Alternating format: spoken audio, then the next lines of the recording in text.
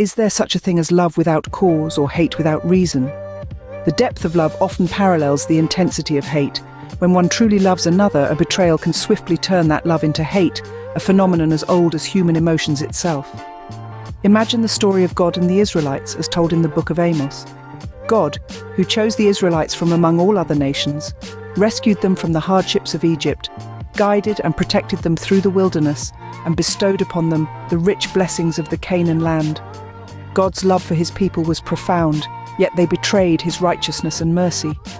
God rebuked them, pointing out the havoc and oppression within their cities, the violence and robbery, and the accumulation of ill-gotten wealth. Their ignorance of justice was the reason God sought to punish them. A verse in this book is particularly poignant. As a shepherd rescues from the lion's mouth only 2 leg bones or a piece of an ear, so will the Israelites be rescued. God uses the parable of a shepherd rescuing 2 leg bones and a piece of an ear from a lion's mouth to illustrate that only a pitifully small portion of the Israelites could be saved. This aligns with a passage in the book of Matthew. If your hand or your foot causes you to stumble, cut it off and throw it away. It is better for you to enter life maimed or crippled than to have 2 hands or 2 feet and be thrown into eternal fire.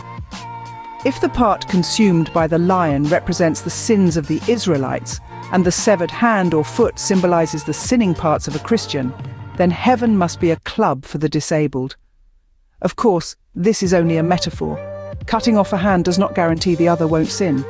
Even with limbs amputated, the heart can still sin. When Jesus said this, he wasn't encouraging self-mutilation, but was speaking about inner desires. What needs to be cut off is the desire that leads to sin. The lion likewise represents the forces and emotions of Satan. This is seen in the verse, "I will demolish the winter house, along with the summer house. The houses adorned with ivory will be destroyed, and the mansions will be demolished."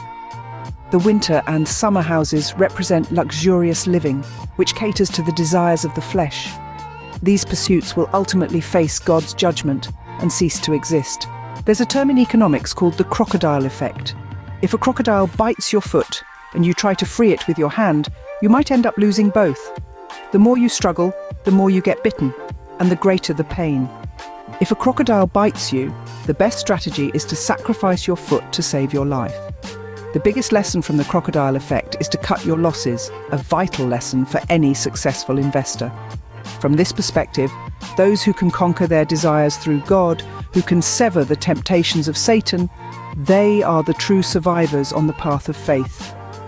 In summary, this exploration of love, hate, and divine judgment serves as a reminder of the importance of inner righteousness and the dangers of indulging in worldly desires.